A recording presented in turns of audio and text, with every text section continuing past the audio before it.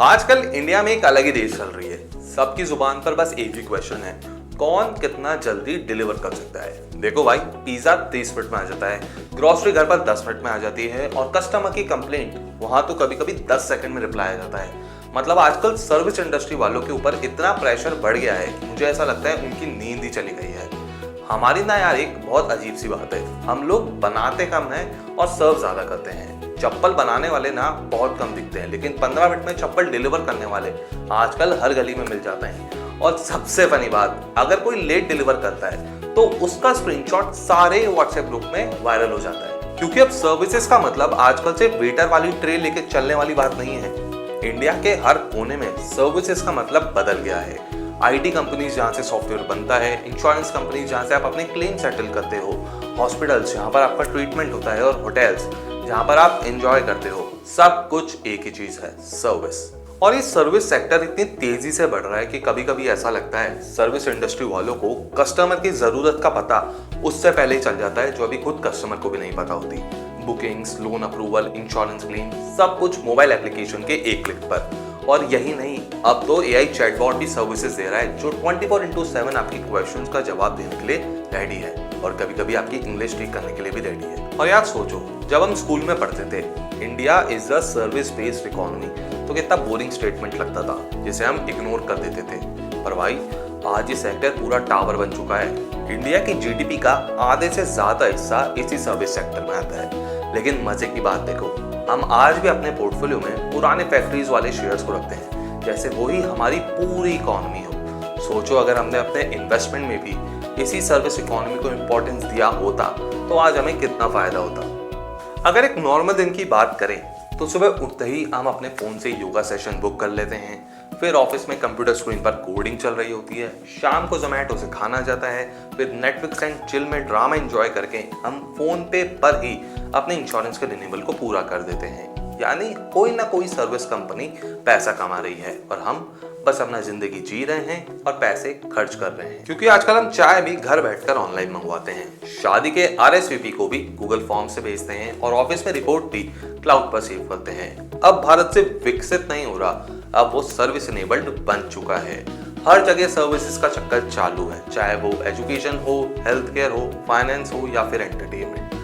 अब सर्विसेज हमारी एक आदत बन चुकी है और जब कोई चीज हैबिट बनती है तो वहां पर पैसा भी बहुत बनता है। तो सवाल ये आता है कि जब पूरा देश सर्विस कर रहा है तो क्या आपने अपने पैसे को सर्विस इकोनॉमी में इन्वेस्ट किया, या फिर आप अभी भी अपने पोर्टफोलियो के अंदर पुरानी कंपनीज के शेयर्स रखते हो जो शायद उतना ग्रो नहीं कर सके, या फिर क्या आपने इंडिया के बदलती इकोनॉमी के हिसाब से अपने पोर्टफोलियो को अपडेट किया?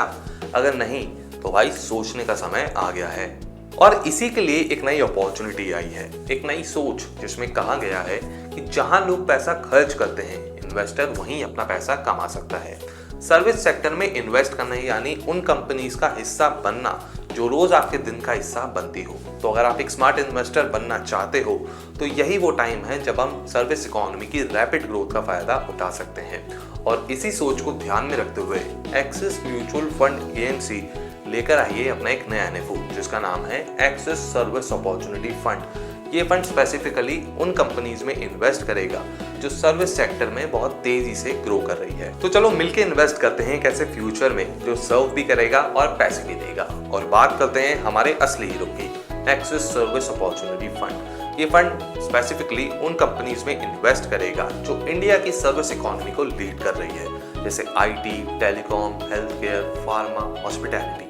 अब आप पूछोगे कि क्या यूनिक है इस फंड में, तो ये फंड फोकस्ड है हाई ग्रोथ सर्विसेज कंपनीज में। इनका पोर्टफोलियो छोटा और हाई कन्विक्शन है, यानी सिर्फ टॉप और क्वालिटी स्टॉक्स में इन्वेस्टमेंट।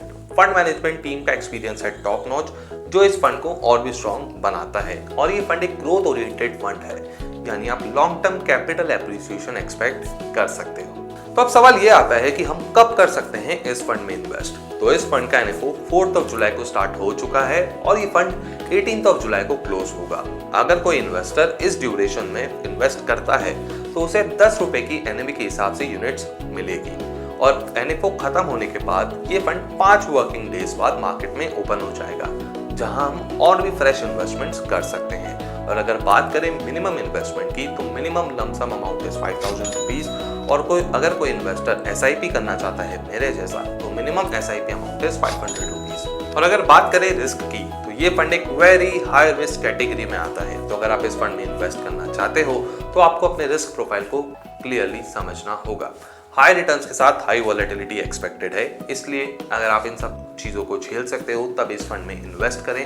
शॉर्ट टर्म में अप्स एंड डाउन्स एक्सपेक्टेड है, इसलिए पेशेंस के साथ लॉन्ग टर्म विजन जरूरी है। तो दोस्तों, अगर आप इंडिया की तेज रफ्तार से बढ़ रही सर्विस इकोनॉमी का हिस्सा बनना चाहते हो, then access service opportunity can be a golden ticket, क्योंकि जहां देश में सर्विसेज तेजी से ग्रो कर रही है, वहीं आपके इन्वेस्टमेंट भी तेजी से ग्रो कर सकते हैं। लेकिन याद रहे, हाई रिवॉर्ड के साथ आती है हाई वॉलेटिलिटी, इसलिए अपनी प्रॉपर फाइनेंशियल प्लानिंग करें और अपने रिस्क एपेटाइट को समझ कर ही इन्वेस्ट करें। आखिर में वही इन्वेस्टमेंट ग्रो करता है जो दिमाग से समझा जाए, दिल से करा जाए और पेशेंस से निभाया जाए। तो रेडी हो जाओ अपनी जर्नी स्टार्ट करने के लिए सर्विस इकोनॉमी में। अगर वीडियो पसंद आई हो तो लाइक करो, शेयर करो और चैनल को सब्सक्राइब करना मत भूलना। और कमेंट में बताओ यार कि आप इस फंड में इन्वेस्ट करने वाले हो। मैं आपके कमेंट का इंतजार करूंगा। तब तक के लिए मिलते हैं नेक्स्ट वीडियो में।